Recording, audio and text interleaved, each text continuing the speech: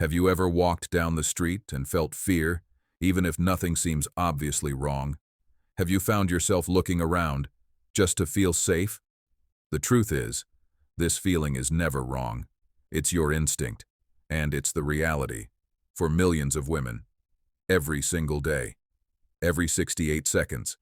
In the United States, someone is sexually assaulted. Think about that. By the time you finish watching this video, it will have happened several more times.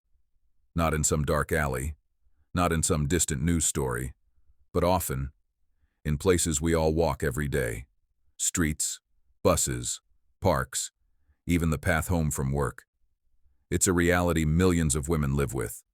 And it breaks my heart, because behind every statistic, there's a person who just wanted to feel safe and couldn't.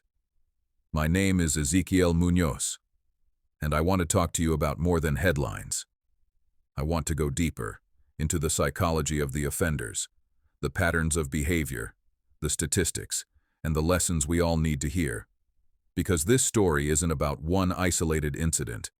It's about a culture of fear, power, and silence, and how it shapes the way women move through public spaces every day.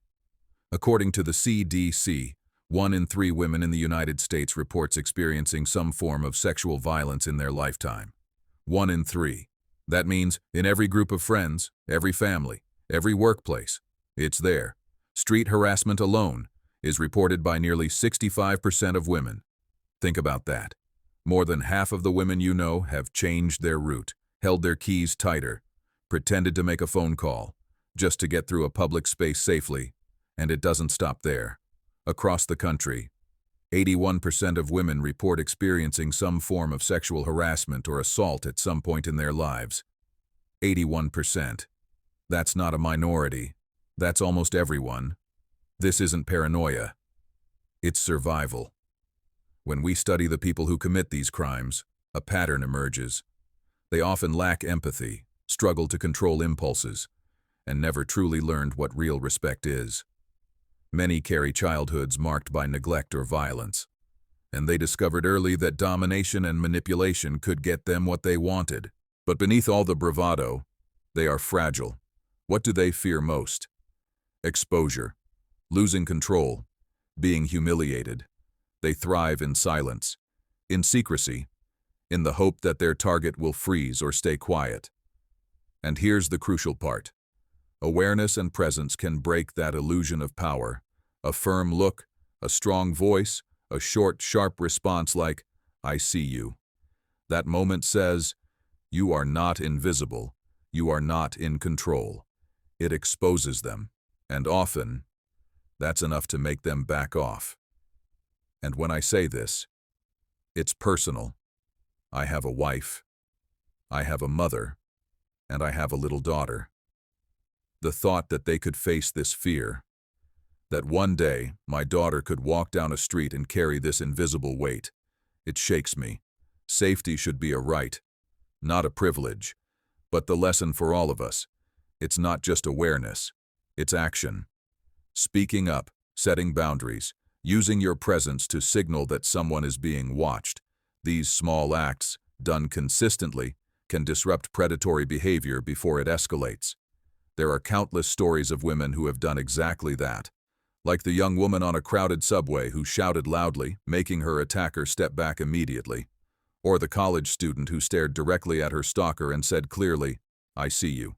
Don't come closer." That single moment exposed the aggressor, and he walked away.